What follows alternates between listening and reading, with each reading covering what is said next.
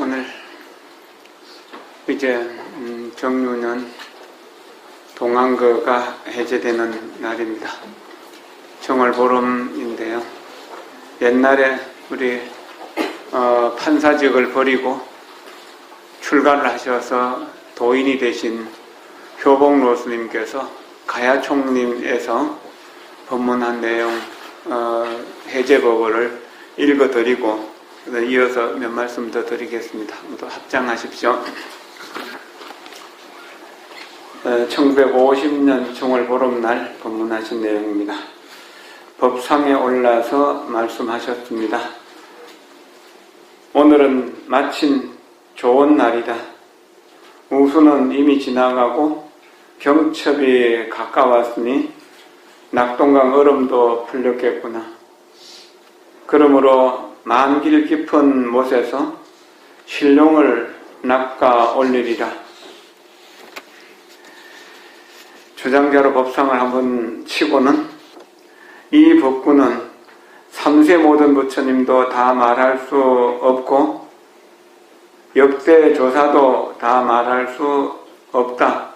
왜냐하면 과거의 불조들은 모두 입이 없기 때문이다.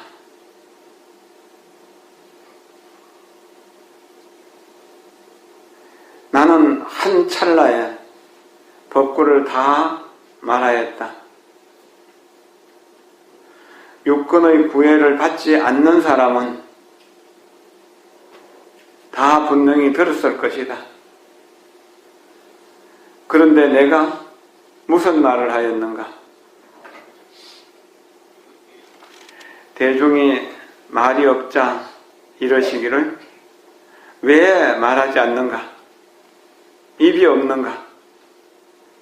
물은 납자의 안목은 대용 앞에 사소한 절차는 구애받지 말아야 한다.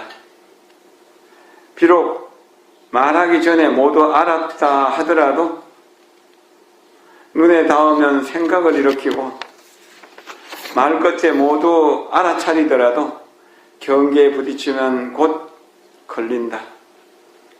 그런데 지금 대중을 보건대 예전에 배운 아르마리를 따라 미혹하여 본래 면목을 아득히 모르고 있구나.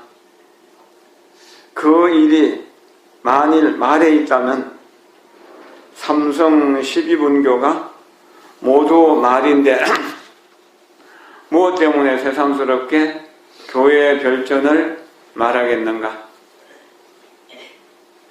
그렇다면 나쁜 지식과 견해를 모두 없애버리고 앞뒤가 끊어진 곳에 한 생각이 상응해야 하는 것이니 그래야만 비로소 사자라고 말할 것이다. 사자새끼.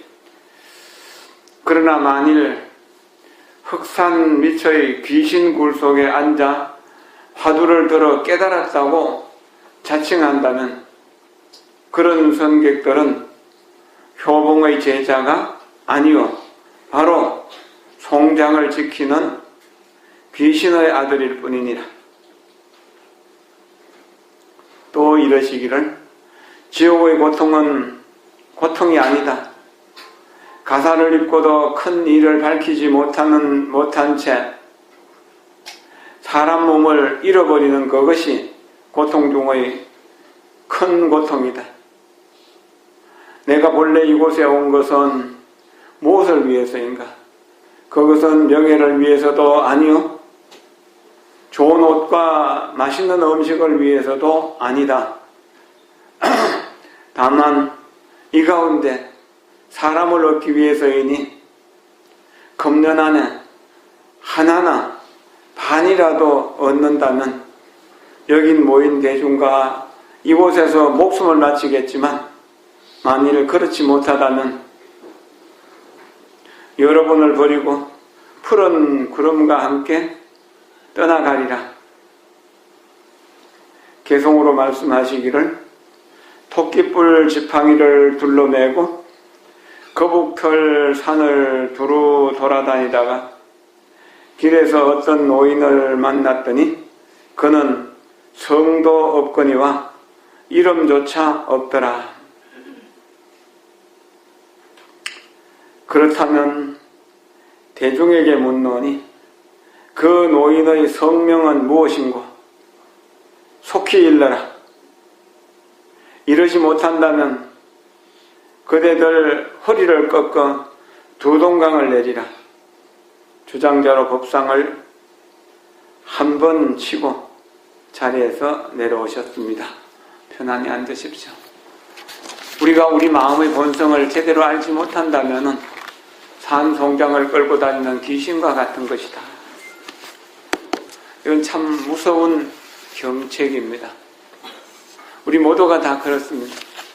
옛날 어른들이 마음을 깨달아서 도인이 되시고 나서 평생 동안 법문을 해서 한 사람이라도 자기만한 사람이나 자기보다 나은 사람을 구한다면은 그것은 평생 살림살이를 잘한 것이고, 그런 사람을 만나지 못하면은 평생 헛농사 지은 것이다 라고 그렇게 말씀들 하셨습니다. 우리가 공부를 한다 하지만 참 제대로 공부하는 것이 얼마나 어려운가, 제대로 사는 것이 얼마나 어려운가. 보통 세상 사람들로서 사람답게 산다는 것도 어려운 일인데 그 세간을 뛰어넘어서 출세간의 도인이 된다는 것은 정말로 어려운 중에도 어려운 일이다. 우리가 사람의 몸을 받고 이 세상에 태어났다면 뭔가 좀 사람답게 살려고 하는 의지가 있어야 되는데 그런 의지가 없는 것이 참으로 안타깝다는 생각이 듭니다. 이 가사를 부하고 시주물을 수용하면서 살다가 결국 공부해서 제대로 마음을 밝히지 못하고 다음 생에 인간의 몸도 받지 못하고 축생이나 악이나 지옥에 들어가게 된다면 이건 얼마나 무서운 일인가. 이런 공부를 했다고 하는 이들도 축생으로 떨어진 얘들이 들어들어 있거든요. 뱀이 되기도 하고 소가 되기도 하고 또 세상 사람으로 태어나도 아주 이상한 사람으로 태어나는 그런 경우들도 있거든요. 그리고 이렇게 이제 가족을 사랑하는 아버지로서 어머니로서 세상을 살다가 가족에 대한 집착을 놔버리지 못하고 결국 수승한 법을 알지도 못하고 그렇게 오직 집착만 가지고 살다가 죽어서 아들을 잊지 못해서 딸을 잊지 못해서 아들 집에 개로 태어나는 그런 경우들도 있고, 김천의 김재선 교사의 어머니 같은 경우 그런 경우. 우리가 가만히 생각해 보십시오. 지금 죽는다면 다음 생에 인간으로 태어날 자신이 있는가요? 맛있는 음식을 탐하고 좋은 옷을 탐하고 재미있게 노는 데만 다닌다면 결국 다음 생에 그렇게 노는 곳에 태어나게 됩니다. 어디로 갑니까? 개구리가 되거나 새가 되거나 매미가 되거나 그렇게 될 수 있다는 거예요.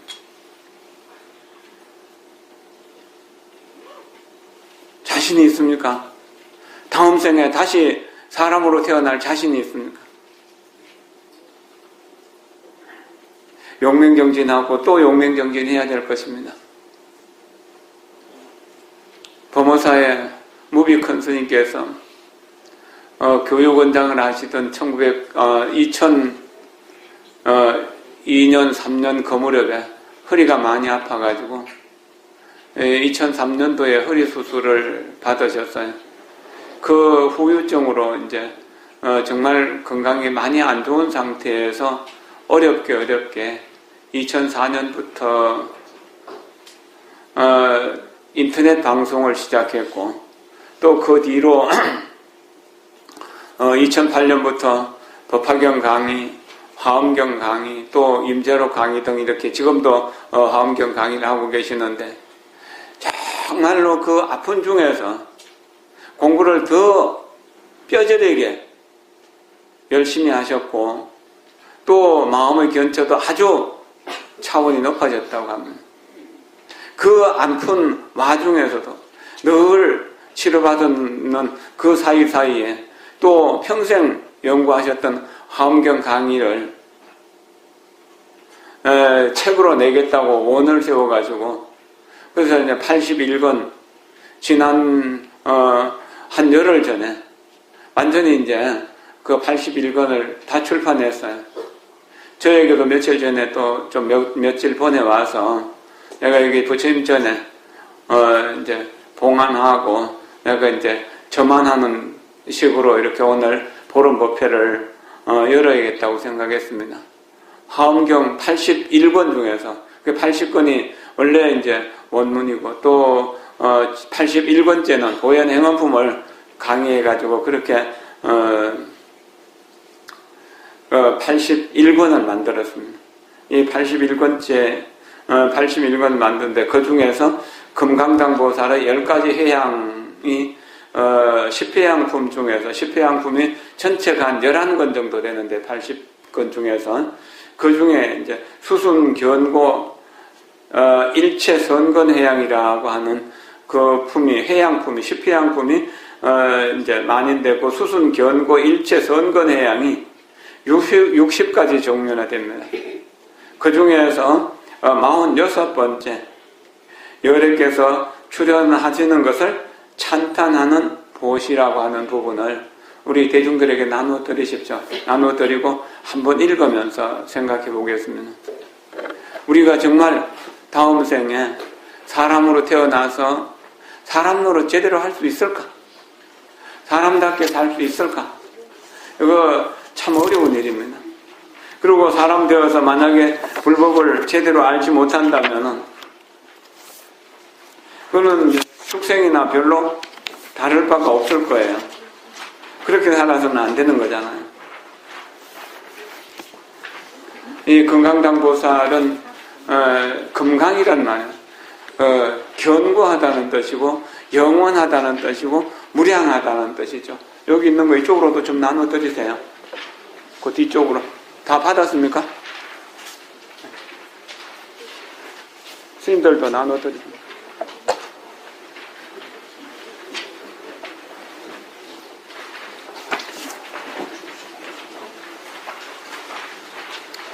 금강의 깃발, 영원히 사라지지 않고 무너지지 않는 금강의 깃발이라고. 이것을 이제 금강당보살이라고 합니다. 이 금강당보살이 회향을 말씀하시는데 십신, 십주, 십행까지 수행했던 모든 공덕을 일체 중생에게 남김없이 다 되돌려 준다는 말입니다. 정말 대단한 말씀이죠. 우리가 이렇게 회향하지는 못한다고 하더라도 우리가 이런 회향의 마음을 한 번이라도 가지게 된다면 이것은 대단한 일일 겁니다. 다음 생에 분명 인간으로 태어나거나 천상에 태어날 수 있는 그런 복인이 되는 것입니다. 만약 여러분들이 이 화엄경을 좀 더 읽어보고 도대체 화엄경이 뭔가에 대해서 공부하고 싶은 생각이 있다면 이 화엄경 80권 무비수인 강의를 구해가지고 봐도 좋을 겁니다. 종무소에 구하겠다는 분이 있다면은 이제 그 종무소에 접수하시면은 아마 또 쉽게 구할 수 있는 길이 나올 겁니다. 이 금강당보살의 10가지 회향을 함께 읽어보겠습니다. 수순 견고 일체 선건 회향 60종의 보시 중에서 46번째 열의 출현을 찬탄하는 보시. 이 글귀가 너무 좋아가지고 제가 전에 여기서도 소개한 일이 있고 또 다른 법회에서도 소개한 일이 있고 그렇습니다. 불자들이여 보살 마살이 만일 열애께서 세상에 출현하여 바른 법을 연설하심을 보면 큰 음성으로 여러 사람들에게 말하되 열애께서 세상에 출현하셨다. 여제께서 세상에 출현하셨다라고 하여 모든 중생들로 하여금 부처님의 이름을 듣고 일체 아만과 희론을 버리게 하나니라. 또 다시 부처님이 오신, 그리고 부처님 뜻을 권하고 지도하여 부처님을 빨리 보게 하고 부처님을 늘 생각하게 하고 부처님께 귀의하게 하고 부처님을 반연하게 하고, 이 반연이라는 말은 항상 부처님만을 생각한다는 말입니다. 그리고 부처님을 관찰하게 하고 부처님을 찬탄하게 하느니라. 부처님을 한 번 보면은, 한 번 이름을 부르면은 80억 급의 생사제업이 소멸된다고 했으면, 법화경에서 산란한 마음으로라도 탑안에 들어가서 나무불을 하고 한 번만 해도 미래의 부처님이 될 수 있는 씨앗이 심어진다고. 이미 부처님이다. 우리 마음이 부처님이 창고, 열애장이라고 하는 것을 막 확신하는 말이죠. 그러니까 부처님을 빨리 보고 부처님을 생각하게 하고, 그러니까 늘 부처님을 생각하고, 그리고 생각하면 부처님께 귀의하게 됩니다. 부처님께 귀의하면은 앉아나서나 오나가나 항상 부처님을 반연한다. 부처님을 생각하는 인연이 얽히고 얽혀서 내가 부처님 밖으로 벗어날 수가 없는 그런 것을 반연이라고 합니다. 그리고 부처님을 기억하게, 부처님을 관찰하게 한다. 어떻게 해서 부처님은 부처님이 되셨는가? 부처님은 어떻게 말씀하시는가? 부처님은 어떻게 중생을 교화하시는가? 부처님은 어떻게 열반에 들으셨는가? 사리의 분포는 또 어떻는가? 이런 공덕에 대해 가지고 생각하고 관찰하고 하는 거죠. 그리고 부처님을 찬탄하게 한다. 무엇으로도 부처님보다 더 뛰어난 분을 만날 수가 없고 비교할 수도 없는 것이다. 부처님의 가르침보다 더 뛰어난 것은 없다. 이것을 확신하게 되면 부처님께 진정으로 귀의하게 되고 찬탄하게 되고 반연하게 되고 관찰하게 되고 생각하게 되고 기억하게 되는 모든 일들이 자연스럽게 이루어진다는 거예요. 이럴 때 부처님의 감흥이 우리들에게 올 수 있다는 거예요. 우리가 우리들을 감동시킬 때, 우리 자신을 감동시킬 때 부처님이 응답하신다는 말입니다. 또 다시 말하기를, 부처님을 만나기 어려우니 천만억 급에 한 번 출연하신다 하며 중생들이 이 말을 듣고 부처님을 배웠고 청정한 신심을 내며 일뜻이 환희하고 존중하며 공양하느니라. 부처님을 만나기 어려우니 천만억 급에 한 번 출연하신다. 부처님을 만나기 어려우니 천만억 급에 한 번 출연하신다. 부처님을 만나기 어려우니 천만억 급에 한 번 출연한다. 위없이 심히 깊고 묘한 법이여 백천만급 지낸들 어찌 만나리. 백천만급 지나도 만나기 어려운 것, 이것이 부처님이고 부처님 법이다라고 하는 겁니다.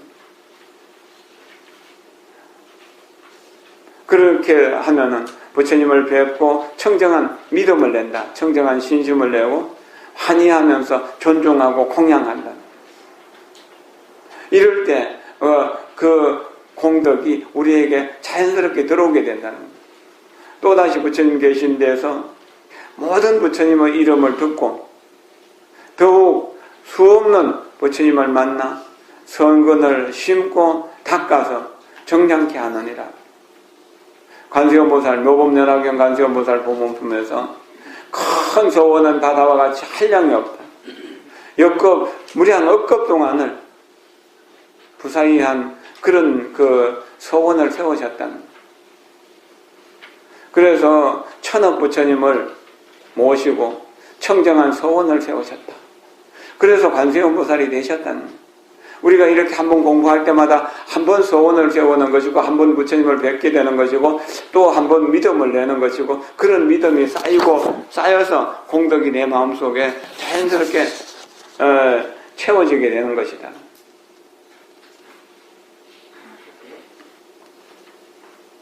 이제 무수한 백천만억 나유타 중생들이 부처님을 칭견한 인연으로 모두 청정함을 얻고 구경에는 교복하며 저 모든 중생들이 보살들에게 가장 가장 높은 선지식이라는 생각을 내며 보살로 인하여 불법을 성취하고 무수한 급 동안 선근으로 널리 세간에서 불사를 베푸느니라. 불사를 베푼다. 그러면은 우리가 보살계를 받았다면 다 보살이잖아요. 그러니까 부지런히 어떻게 되면 부처님을 친견하는 일로 모두 청정함을 얻고 청정한 보살계를 잘 지키고 구경에는 내 번뇌 망상을 전부 조복하고 저 모든 중생들이 보살들에게 가장 높은 선지식이라는, 중생들이 바로 선지식이다. 나를 괴롭히는 사람, 나를 무시하는 사람, 나를 헐뜯는 사람, 이런 이들 다 중생일 수 있잖아요. 이런 사람들을 보살들의 선지식이다. 가장 높은 선지식이다. 그런 이들로 인해서 내가 인욕바라밀을 성취할 수 있고 인욕바라밀로 인해 가지고 내가 성불할 수 있기 때문에 그분들이 선지식이다. 저는 살아오는 동안에 어린 시절에는 저를 괴롭히는 사람을 참 미워하기도 하고 원망하기도 했는데 불법을 공부하면서 나를 괴롭히고 힘들게 하고 어렵게 하고 비난하고 시기하고 질투하고 그런 사람들이 선지식이라는 것을 알게 됐어요.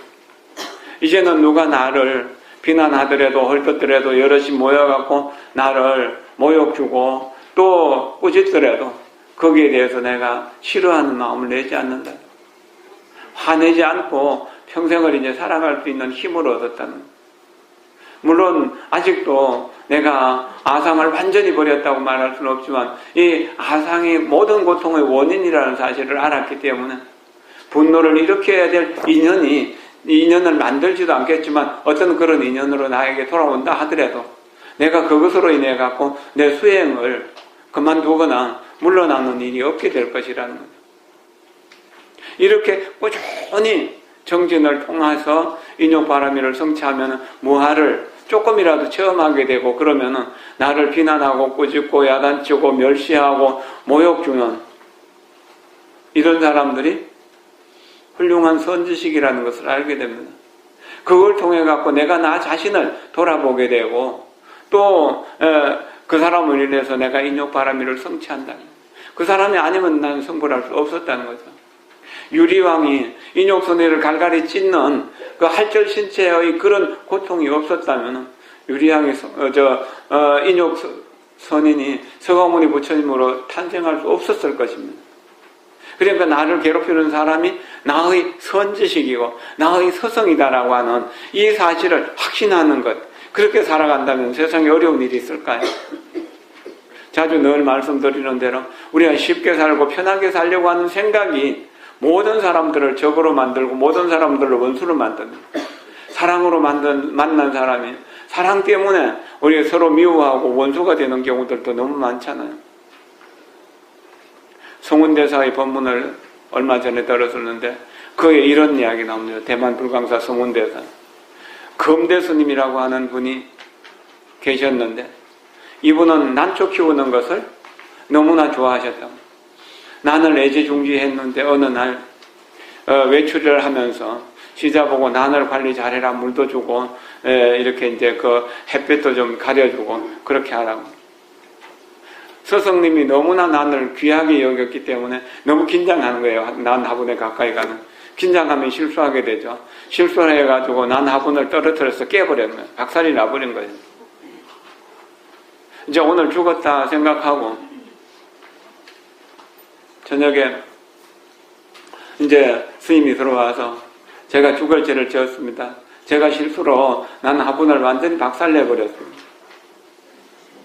저를 때리고 야단치고 해주십시오. 그러나 스님께서는 저 때문에 화를 내지는 마십시오. 왜 스승 검대화상이 말씀하셨어요? 내가 난을 키우는 것은 난의 향기를 부처님께 공양하기 위해서다. 그리고 이 방의 분위기를 아름답게 꾸미기 위해서 내가 난을 키우는 것이지 화를 내기 위해서 난을 키운 것이 아닌데 내가 화를 내야 될 이유가 뭐 있느냐. 자, 생각해 보십시오. 이 말을. 결혼할 때 우리 싸우기 위해서 결혼했습니까? 근데 왜 싸웁니까? 미워하기 위해서 결혼했습니까? 근데 왜 미워합니까? 친구를 사귈 때도 마찬가지잖아요. 우리가 처음 목적을 잃어버리면은 그런 문제가 생길 수 있습니다. 나를 괴롭히는 인연이 있다면은 그 사람이 나를 오해하고 있는가 보다. 아니면 내가 전생에 그 사람을 많이 괴롭혔는가 보다. 이렇게 생각할 수 있는 것 아닌가요? 그리고 저 사람은 나를 비난하고 나를 욕하고 나를 헐뜯음으로 인해 가지고 지옥에 들어가게 되는데, 나로 인해서 저 사람이 지옥에 들어가게 되니까 내가 저 사람을 지옥에 보낸 것과 같은 것이다. 나는 그 사람이 지옥에 들어가서 받을 고통까지 내가 대신 받겠다고 이렇게 서원을 해야 되는 겁니다. 그리고 내가 지은 공덕이 있다면 그 사람에게 다 나누어줘서 그 사람이 건전한 정신으로 정말 좋은 사람으로 불법을 믿고 따르고 수행할 수 있도록 이끌어줘야 될 것이다. 그리고 그 사람을 통해서 내 무아와 무상을 깨달을 수 있어서 열반을 정덕할 수 있었으니까 어찌 선지식이 아니겠는가. 그래서 나를 괴롭히는 사람을 선지식이라고 생각하고 나를 괴롭히는 사람을 부처님이라고 생각하고 섬기고 오신다면 이 세상 살아가는데 어려운 일이 있을까요? 없겠죠. 친한 사람은 사랑하는 사람은 그냥 당연히 사랑할 건데, 미워하는 사람까지라도 사랑하고 미워하는 사람을 위해서 내가 지은 모든 공덕까지도 다 아낌없이 나눠주는데 어떻게 잘못될 일이 있겠습니까? 중생을 서성으로 삼는다, 중생을 선지식으로 삼는다는 것은 이런 뜻입니다. 푸르나 존자가 수로다고곡이라고 하는 나라, 악한 사람들이 많이 사는 나라로 불법을 전하러 떠나겠다고 합니다. 그게 부처님께 이제 제 수로나국에 가서 그 나라 사람들을 교화해야겠습니다. 근데 그 나라 사람들은 포악해서 너의 말을 듣지 않고 너에게 폭언을 하고 너를 괴롭히고 너를 때릴지도 모른다. 그러면 어떻게 하겠느냐. 폭언을 하고 때리고 뿌짓더라도 그 사람들 마음속에 조금이라도 선건이 남아있다면 저를 죽이지는 않을 것입니다. 만약에 그 사람들이 너를 때리고 칼로 찌르고 이렇게 해갖고 죽인다면 어떻게 하겠느냐. 그런다면 이 몸은 무상한 것이고 언젠가 죽도록 되어 있는 것이니까 왜 무상을 빨리 깨달을 수 있도록 해주니까 고맙습니다, 감사하면서 하면서 죽음을 받아들이겠다고 하는 그런 마음이라면, 그런 소원이라면 너는 분명히 그 나라에 가서 그 나라의 불법을 전할 수 있을 것이다. 그래서 그 나라로 전법하러 가서 탁발하고 전법하고 하다가 결국은 이제 모질고 독한 사람을 만나가지고 순교하시게 됩니다. 순교하셨지만 그 자기를 죽인 사람에 대해서 조그만 미움도 분노도 일으키지 않았다는 거죠. 팔된 가초라고 하는 스님은 티베트 스님인데요. 지금 살아 계신다면은 아마 90이 넘으셨을 거고, 돌아가셨다면은 좀 돌아가셨을지도 모른다는 생각이 듭니다. 이분은 한 30살이 좀 못 됐을 때, 1950년대에 티베트를 점령한 그 중국 군인들의 그 나라를 구하기 위한 독립운동을 합니다. 그 독립운동 시위를 하는 자리에서 중공 군인에게 체포당합니다. 그리고 감옥소에 갇혀가지고 재판을 받고 이렇게 감옥살이를 하는데 30년 동안을 감옥살이를 합니다. 나는 중국이 좋아요 한마디만 하면 풀려날 수 있는데 티베트 정신을 그대로 나는 계승하겠다고. 60이 다 돼가지고 한갑 나이에 겨우 풀려나게 됩니다. 그래가지고 만반의 준비를 해서 정말 죽음을 각오하고 그 설산을 넘어서 네팔로 인도로 망명을 하게 됩니다. 네팔을 거쳐서 인도로 망명해서 인도 북부 다람살라까지 들어가서 달라이라마 존자를 친견하고 달라이라마 존자에게 울면서 자기가 이렇게 살아왔던 이야기를 합니다. 달라이라마 존자도 역시 울면서 그 이야기를 듣는 겁니다. 그리고 함께 그 아픈 사연을 이야기하면서 네가 그 중국 감옥에서 날마다 죽음과 같은 그런 고통스러운 고문을 하는 그런 사람들과 매일매일 만나면서 무엇이 가장 힘들고 무엇이 가장 어려웠겠느냐.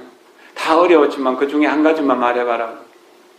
제일 어려운 것은 나를 늘 죽이고 나를 괴롭히려고 하는, 죽이려고 하고 괴롭히려고 하는 그 사람들에게 한순간이라도 미워하는 마음이 생길까 싶어서 가장 두려웠습니다라고 그렇게 했다는 겁니다. 30년 동안 자기를 따라다니면서 죽이려고 했던 그 감옥소에 또 그 조사를 받는 동안의 고문, 그리고 양쪽 발을 다 아주 두꺼운 쇠사슬로 묶어가지고 꼼짝도 못하게 하고 밥 먹으러 갈 때도 그 쇠사슬을 끌고 다녀야 되는 그런 상황 속에서도 미워하는 마음, 그 자기를 괴롭히는 사람을 미워하는 마음이 생길까 싶어서 가장 두려웠다고 하는 겁니다. 이건 뭐 자기를 괴롭히는 사람을 스승으로 섬긴다는 그런 걸 상징적으로 보여주는 거잖아요. 이것이 보리심을 일으키고 수행한 사람, 실제로 수행하는 사람들의 모습이라고 하는 겁니다. 우리는 조금만 더워도 조금만 추워도 모기가 좀 날라도 아무것도 못하겠다고 아우성치고 모기를 때려서 잡고 개미가 뭐 방에 들어와도 개미를 그냥 사정도 없이 때려잡고 그러는,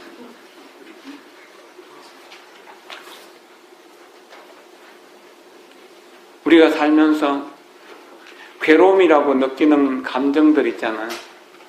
그 괴로움이라고 느끼는 감정은 내가 나를 발전시키는 에너지라고 이렇게 생각해 보세요. 그러면 우리가 조금 더 그 괴로움을 이겨낼 수 있으면, 세상에서 부자로 살려고 해도 좀 더 괴로움을 달게 받아야 되고, 출가해서 수행해서 깨달음을 얻으려고 한다면 그것보다 훨씬 더 큰 어려움을 견뎌내야 되거든요. 여러분들 기도해가지고 부처님의 감흥을 받으려고 한다면 그냥 먹을 거 다 먹고 입을 거 다 입고 놀 거 다 놀고 잘 거 다 자고 그렇게 기도해가지고 공부 성취할 수 있나요? 그래 성취할 사람은 아무도 없어요. 정말 내가 나를 감동시킬 정도로 나처럼 기도하면 부처님이 감흥을 안 주면 부처님이 잘못이라고 그렇게 말할 수 있을 만큼 그렇게 기도했을 때 그래도 불보살의 감흥이 있는 것이거든요. 그게 부처님과 내가 하나가 되는 그런 상황이라는 거예요. 진인사 대천능이라고 하는, 사람의 일을 다 했을 때 하늘의 그 명을 기다린다는 거예요. 중생감 보살음이라고, 중생이 자기를 감동시키고 부처님을 감동시킬 때 불보살이 우리에게 응답을 주신다는 거예요. 그렇게 노력을 해야 됩니다. 저 모든 중생들이 보살들에게 가장 높은 선지식이라는 생각을 한다. 나를 괴롭히고 나를 칭찬하는 모든 사람들이, 그 사람들이 없으면 나는 부처님이 될 수 없다는 이야기입니다. 보살로 인하여 불법을 성취하고 무수 급동안에 선근으로 널리 세간에서 불사를 베푼다. 선근으로서 선한 마음, 흔들리지 않는 마음이 뿌리잖아요. 뿌리는 흔들리면 그 나무가 죽는 거잖아요. 그래서 선의 근이라고 하는 겁니다. 어떤 경우이라도 나를 때리는 사람, 칼로 찌르는 사람, 죽이는 사람이 달라든다 하더라도 내 부처님 성품에 대한, 불성에 대한 믿음이 흔들리지 않는다. 그것을 선근이라고 하는 거예요. 그러니까 이 무수한 급동안에 이 선근으로서 널리 세간에서 불사를 짓는다. 불사를 베푼다. 불사는 부처님 법을 전해가지고 그 사람을 부처님 법으로 끌어들인다는 이야기죠. 부처님 법을 전해서 부처님 법으로 끌어들인다는 거예요. 불자들이여, 보살마하살이 중생에게 열어 보여서 부처님을 친견하는 때 모든 성근으로 이와 같이 회양하느니라. 뒤에 이제 구체적으로 10가지로 회양하는 이야기가 나옵니다. 한번 보겠습니다. 이른바 원컨대 일체 중생이 권유함을 기다리지 않고도 스스로 가서 부처님을 배웠고 받들어 섬기며 공양하여 다 환희케 하여지다라고 하느니라. 이게 뭐냐면은 일체 중생이 권유함을 기다리지도 않고도 누가 권유하거나 누가 이렇게 이제 이끌어주는 그런 것을 기다리지 않고도 스스로 부처님을 뵙고 받들어 섬기고 공양하여 다 환희케 하여지다.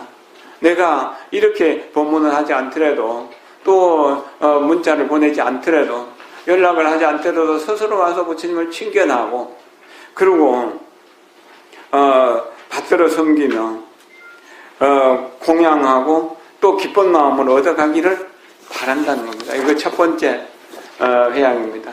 두 번째, 원컨대 일체 중생이 항상 부처님을 배웠기를 좋아하여 마음에 버리지 말아지이다.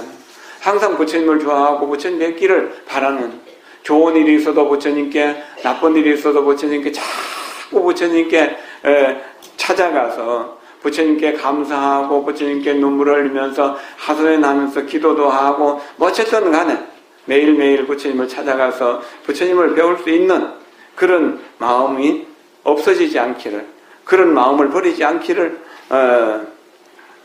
발언하는 것입니다. 그 다음에 세 번째, 원컨대 일체 중생이 광대한 지혜를 항상 부지런히 닦아서 일체 모든 부처님의 법장을 받아 지니다라고 하느니라. 본문을 듣는 것, 이것이 법장을 받아 지니는 것이다. 지혜를 부지런히, 광대한 지혜를 항상 부지런히 닦는다. 늘 공부하려고 하는 마음 자세입니다. 내 마음을 관찰하고 내 마음 속에 탐욕에 오염되어 있는가, 분노에 오염되어 있는가, 시기 질투심에 오염되어 있는가, 이런 것을 생각하는 겁니다. 그렇게 해서 내 모든 번뇌를 치유하기 위해서 부처님 법을 배우고 한량없는 것 동안에 배우는 것이죠. 부지런히 닦아서 일체 모든 부처님의 법장을 받아들인다. 그렇게 되기를 바라면서 회양하는 것입니다. 또 원컨대 일체 중생이 소리를 듣는 대로, 부처님 중생들이 소리를 듣는 대로 무슨 소리를 듣더라도 그 소리에서 불법을 깨닫고 한량없는 것 동안에 보살 행을 닦아지다라고 하는 겁니다. 우리 극락세계에 태어나면은 물이 흐르는 소리, 또 새가 노래하는 소리, 또 바람에 나뭇가지를 흔드는 소리, 이 모든 소리에 통해서 불법성 삼보를 생각하게 하잖아요. 부처님과 법문과 가르치는 성가를 생각하게 하는 그런 공덕이. 그래서 모든 소리를 들으면서 언제나 그런 삼보에 귀의하고 삼보를 찬탄하는 그런 마음이 자연스럽게 생겨나기를 발언해야 된다는 것이죠. 그 다음 다섯 번째, 원컨대 일체 중생이 바른 생각에 머물러서 정견, 정사유, 정견과 정사유에 머물러서 항상 지혜의 눈으로 부처님이 출현하심을 보아지다라고 하느니라. 지혜의 눈을 갖춘다는 것. 이게 참 어려운 일이 중에 어려운 일입니다. 우리가 법을 공양하고 법을 받들어 수행하지 못하는 이유는 어리석기 때문에, 배가 고프면은 밥을 먹을 줄 알면서도 내가 어리석으면서도 법을 배우고 수행하려고 하는 마음을 내지 못하니 얼마나 안타깝고 얼마나 불쌍한 일인가요? 늘 부처님 법을 배우려고 하는 생각을 해야 됩니다. 그래야 지혜의 눈이 떠이고 지혜의 눈이 떠야만 부처님이 출현하심을 보게 되는 것이거든요. 부지런히 열심히 산다고 하더라도 지혜의 눈이 없으면은 동쪽으로 가야 행복이 있는데 서쪽을 향해서 가고 있는 거예요. 그런 경우들이 너무 많죠. 세상 사람들이 다 행복을 원하고 불행을 싫어하지만 도박으로, 외도로 이렇게 행복을 얻으려고 하는 사람, 오락으로 행복을 얻으려는 사람들이 너무나 많잖아요. 그리고 국가에서도 재미있게 노는 어떤 공간들을 만들어가지고 그렇게 자꾸 그런 쪽으로 유도하고 있는 거, 그것은 전체 국민들을 다 어리석은 쪽으로 끌고 가고 있는 일이죠. 정신문화를 함양하고 인격을 높여서 그 인문학을 계속 정장하고 종교에 진실하게 귀의해서 깨달음을 얻을 수 있도록 지혜의 눈을 뜨도록 이렇게 유도해야 되는데, 그냥 아주 저급한 문화를 계속 받아들여가지고 저급한 쪽으로 끌어가잖아요. 이것이 말법 시대의 것이고, 이런 말법 시대이기 때문에 부처님의 가르침이 절실하게 더욱 중요한 이유이기도 한 것이죠. 그 다음 6번째, 원컨대 일체 중생이 다른 업을 생각하지 말고, 다른 업은 그냥 재밌게 노는 것, 그런 것 생각하지 말고 항상 부처님 배웠기를 생각하며 심력을 부지런히 닦아지다라고 하느니라. 부처님의 위대한 불가사의한 힘이죠. 10가지 힘. 원컨대 일체 중생이 온갖 곳에서 항상 부처님을 배웠고 열애가 허공에 가득한 줄 알고 분명히 알아지이다. 불신 충만 업업계, 부처님이 법계 전체에 충만해 계시다는 것을 자각하라고 하는 이야기입니다. 원컨대 일체 중생이 부처님의 자지한 몸을 모두 구족하여, 자지한 부처님의 무량 공덕으로 자지한 몸을 모두 원만하게 갖추어서 널리 시방세계에서 도를 이루고 법을 말하게 하여지이다. 도를 이루고 법을 말해야만 중생의 고통이 진실로 해결될 수 있기 때문에 그런 것이죠. 원컨대 일체 중생이 선지식을 만나서 불법을 항상 듣고 열애에게 부서지지 않는 신심을 얻어지다라고 한다는, 참 어려운 일입니다. 중생이 선지식을 만나고 불법을 항상 듣고 열애에게 부서지지 않는 신심을 얻어지다라고 하는 것, 이거 참 말은 쉽지만 어려운 일입니다. 선지식을 한번 만나면은 선지식으로 인해서 신심을 내게 되고, 신심으로 인해서 귀의하게 되고, 귀의를 통해서 발언하게 되고, 발언을 통해서 보살도를 알게 되고, 보살도를 알면은 보살도를 실천할 수 있는 힘이 생기고, 보살도를 실천하면 중생들에게 많은 이익을 주고, 중생들에게 많은 이익을 주는 것이 다시 우리가 이제 열반을 얻게 되는 공덕이 되고, 그렇게 해서 구경에 성불할 수 있는 인연이 된다는 것이거든요. 부처님과 내가 둘이 아니다. 몸과 마음이 둘이 아니다. 우주와 내가 둘이다 아니다. 이런 것, 그 절대 중도의 불의법문을 제대로 이해할 때 진실한 믿음을 내는 것입니다. 부처님이 나의 모든 문제를 해결해 줄 것이다 라고 하는 그 생각은 미신으로 빠질 가능성이 굉장히 많습니다. 우리 마음이 곧 열애장, 부처님의 창고라고 하는 사실을 알고, 그 열애장에 번뇌라는 구름에 가려져 있는데 번뇌라는 구름을 벗겨내면은 그대로가 부처라는 사실을 알고, 나는 그 번뇌의 구름을 벗겨내기 위해서, 그래서 번뇌무진 서원단을 늘 생각하는 것, 그것이 신심이라고 하는 것이라고 할 수 있습니다. 그 다음에 이제 마지막 10번째, 원컨대 일체 중생이 모든 부처님이 출현하심을 찬탄하여 보는 이들로 하여금 널리 청정하게 하여지다라고 하는, 여기 더러더러 매일매일 기도하면서 신심껏 정말 그렇게 불법을 배우는, 또 모든 불법을 공부하는 자리에 찾아들어서 불법을 공부하면서 그렇게 사는 분들이 더러더러 계시는데, 이런 분들이 도반들 사이에서도 존경받을 수 있고 사랑받을 수 있고 또 자신이 이렇게 발전하는 모습을 보게 되는데, 이게 대단히 좋은 일이라는 거죠. 그런데 우리가 건강당 보살의 회양을 빌려서 말한다면 일체 중생이 그와 같이 되어지다라고 그렇게 서원하는 겁니다. 일체 중생이 그와 같이 되도록 그렇게 발언하는 거예요. 나 혼자만 그렇게 한다는 것이 아니고 내 가족만은 그렇게 한다는 것이 아니에요. 이 일체 중생이 다 행복해야만 나도 행복해질 수 있기 때문인 것이다.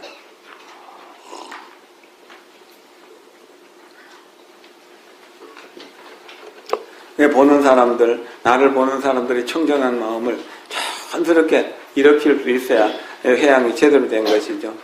이것이 보살마살이 부처님의 출현하심을 찬탄하는 선거로 해양하는 것이니라.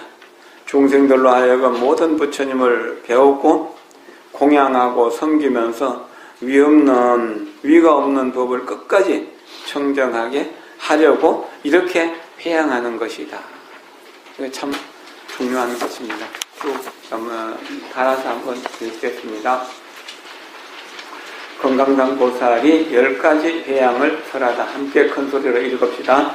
불자들이여 보살마살이 만일 열애께서 세상에 출현하여 바른 법을 연설하심을 보면 큰 음성으로 여러 사람에게 말하되 열애께서 세상에 출현하셨다. 열애께서 세상에 출현하셨다라고 하여 모든 중생들로 하여금 부처님의 이름을 듣고 일체 아만과 희론을 흐리게 하느니라.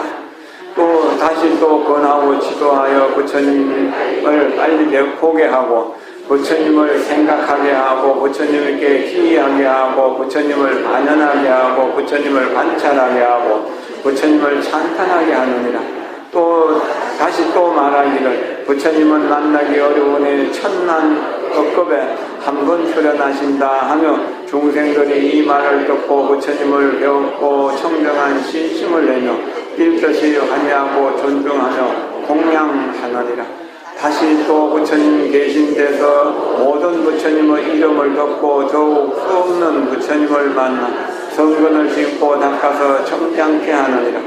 일제 무수한 백천만억 나유타 중생들이 부처님을 친견한 인연으로 모두 청정함을 얻고 부경에는 도복하며 저 모든 중생들이 보살들에게 가장 높은 선지식이라는 생각을 내며 보살로 인하여 불법을 성취하고 무수한 극동한 선근으로 널리 세간에서 불사를 베푸느니라. 불자들이여 보살마살이 중생에게 열어 보여서 부처님을 친견하게 하는 때 모든 성근으로 이와 같이 회양하느니라. 이른바 원컨대 일체 중생이 본유함을 기다리지 않고도 스스로 가서 부처님을 배웠고 받들어 섬기며 공양하여 다 환희케 하여지다라고 하느니라. 이곳컨대 일체 중생이 항상 부처님을 배웠기를 좋아하여 마음에 버리지 말아지다라고 하느니라. 원컨대 일체 중생이 광대한 지혜를 항상 부처님이 닦아서 일체 모든 부처님의 법장을 받아 진리어지다라고 하느니라. 원컨대 일체 중생이 소리를 듣는 대로 불법을 깨닫고 한량없는 급동안의 보살의 행을 닦아지다라고 하느니라. 원컨대 일체 중생이 바른 생각에 머물러서 항상 지혜의 눈으로 부처님이 출현하심을 보아지다라고 하느니라. 원컨대 일체 중생이 다른 법을 생각하지 말고 항상 부처님 배웠기를 생각하며 심력을 부지런히 닦아지다라고 하느니라. 원컨대 일체 중생이 온갖 곳에서 항상 부처님을 배웠고 열애가 흥복에 가득한 줄을 분명히 알아지다라고 하느니라. 원컨대 일체 중생이 부처님의 자비한 몸을 모두 부족하여 널리 시방에서 도를 이루고 법을 말하게 하여지다라고 하느니라. 원컨대 일체 중생이 선지식을 만나서 불법을 항상 듣고 열애에게 부서지지 않는 신심을 얻어지다라고 하느니라. 원컨대 일체 중생이 모든 부처님이 출현하심을 찬탄하여 오는 이들로 하여금 널리 청정하게 하여지다라고 하느니라. 이것이 보살마살이 부처님의 출현하심을 찬탄하는 선근으로 회양하는 것이니라. 중생들로 하여금 모든 부처님을 배우고 공양하고 섬기면서 미가 없는 법을 끝까지 청정하게 하려는 연보이니라. 우리가 부처님이 될 수 있는 성품을 가지고 있으면서도 부처님이 되지 못하고 자기 악한 인연에 자꾸 아져가지고 여러 가지 못된 짓을 하고 여러 가지 어려운 고통을 받으면서 아우성치고 참 못 살겠다고 하는 것, 이거 얼마나 불쌍한 일인가.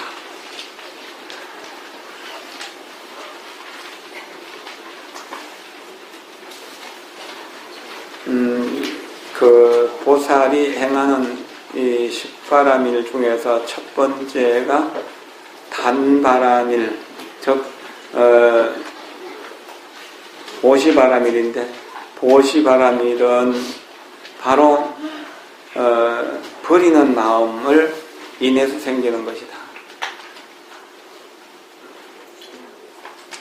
경에 이르기를 베풀 줄 모르는 사람은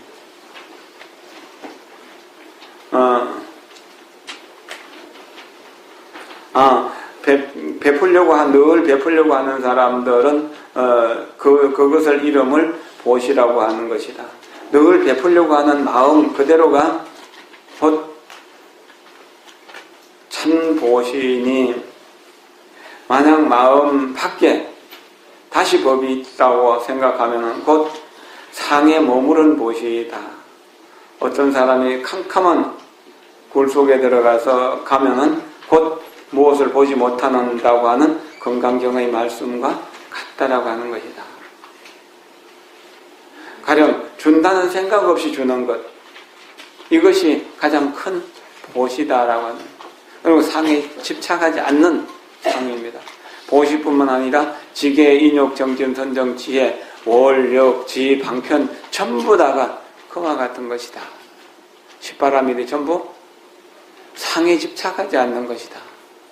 이것을 또한 범행이라고 그렇게 이야기한다. 거룩한 행이라고 한다. 이 거룩한 행을 실천하는 것, 이것이 보살의 바라밀이다. 우리 큰 스님께서 화엄경 81권을 강설해서 그것을 책으로 내어서 완성한 것도 이 무주상 보시를, 상에 집착하지 않는 보시를, 억무소조 이생기심하는 그 마음을 전하는 것이다. 우리가 그 화엄경을 공부하면서 오늘 배운 것도 집착하는 마음 없이, 법에도 집착하지 않고 사람에도 집착하지 않고 인정에도 집착하지 않는 그 법을 말하는 것이다. 해양이라고 하는 것은 또한 그것을 강하게 말씀하시는 것이다 라고 이렇게 생각해야만 진정한 보시가 되는 것입니다.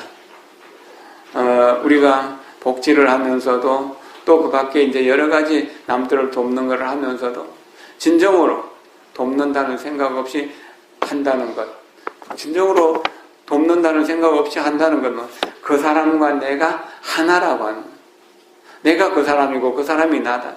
그 사람이 행복해야만 내가 행복할 수 있다는, 배고픈 사람이 배불러야만 내가 배부를 수 있다는 엄마의 마음, 엄마의 사랑이라고 그렇게 이야기할 수 있을 것입니다. 그 마음으로 오늘 우리 법인 직원들이 그 정월 보름이라 해서 부름 나누기를 지금 저기 마당에서 하고 있고, 또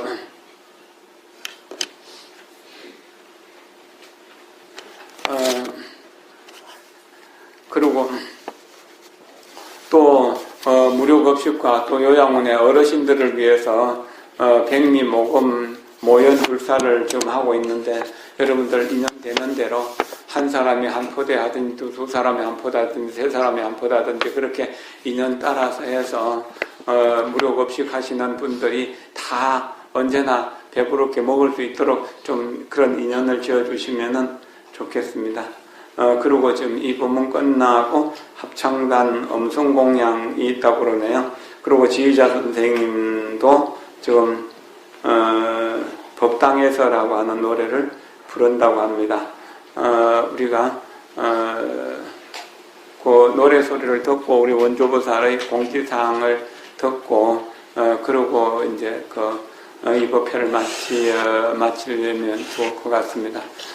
우리가 천일기도를 마치고 또 만일기도를 시작한 지가 이제 3월 14일이 되면은 1200일이 되고 3월 15일부터 1201일째로 해서 1300일째로 이렇게 넘어가는데, 이렇게 꾸준히 기도함을 통해서 불사가 원만 성취되어서 이제 3월 달부터 이제 내일 모레, 오늘 3월 2일이잖아요. 내일 모레부터 이제 수강고전 뒤에 옹벽 작업하고 또 백이간음 모시는 일들을 계속 한다고 합니다. 그리고 또 우리 한의정 요양원에 대웅전에 모시던 삼존부를 모시고 또 대웅전에 모시던 아미타불상을 1층에 모시는 법당을 좀 꾸미고 있는데 거기 단을 칠을 하고 그러거든요. 여러분들도 인연 되는 대로 불사를 찬탄하고 환희하면서 동참할 수 있는 인연을 만들면 좋겠습니다. 합창단 박수 쳐가지고 노래 부르도록 할까요? 감사합니다.